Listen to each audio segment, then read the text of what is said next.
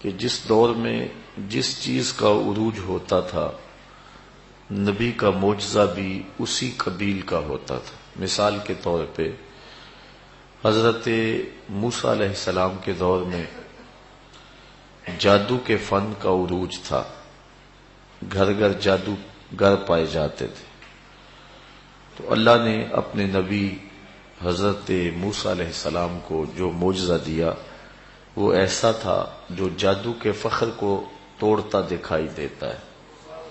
عصا دیا گیا جو چھوٹا بھی ہو جاتا ہے بڑا بھی ہو جاتا ہے، کبھی پتے جھاڑتے ہیں، کبھی بکریاں ہانکتے ہیں، کبھی ٹیک لگا کے کھڑے ہو جاتے ہیں، اندھیرے میں روشنی دیتا ہے، اور جب ضرورت پڑے تو اس کو پھینکتے ہیں تو اژدہا بن جاتا ہے اور ان کی رسیوں کو نگل لیتا ہے، سمٹتا ہے تو پھر عصا کا عصا، نہ قد بڑا نہ وزن بڑا نہ حجم بڑا۔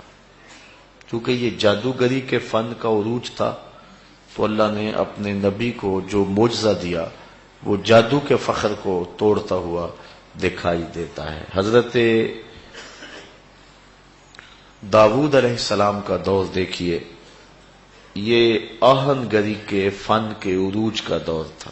لوہے کو گرم کر کے نرم کر کے اس کو ڈھال کر کے مختلف صورتیں ظروف بنانے کی عادتیں تھیں قوم کی اور مزاج تھا، تو اللہ تعالیٰ جل شانہ نے حضرت داؤد علیہ السلام کو یہ معجزہ دیا کہ جب وہ لوہے کو ہاتھ میں لیتے موم کی طرح نرم ہو جاتا، پھر اس کی زرہیں بناتے یا اور جو چیز بنانا چاہتے وہ بنا لیتے۔ چونکہ لوہے کے فن کا عروج تھا تو جو معجزہ دیا گیا وہ اس دور کی مطابقت میں عطا کیا گیا۔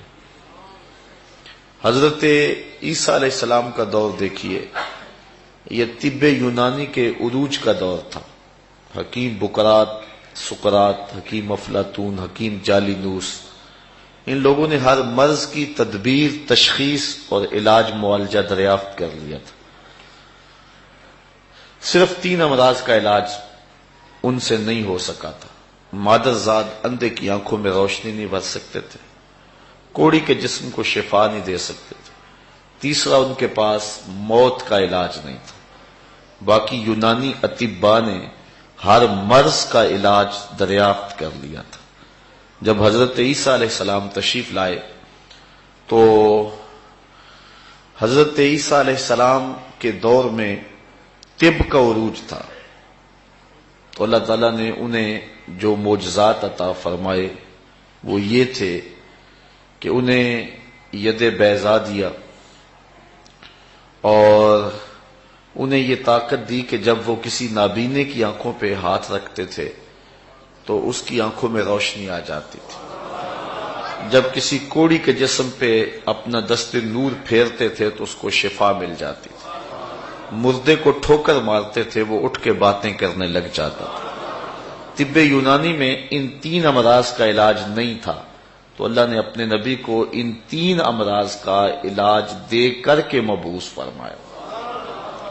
مختلف انبیاء علیہ السلام کے ادوار اور ان کو دیے گئے معجزات اور اس دور کا بانکپن، اٹھان اور عروج دیکھیے، پھر مطابقت کیجئے، آپ کو ایسا ہی ملے گا۔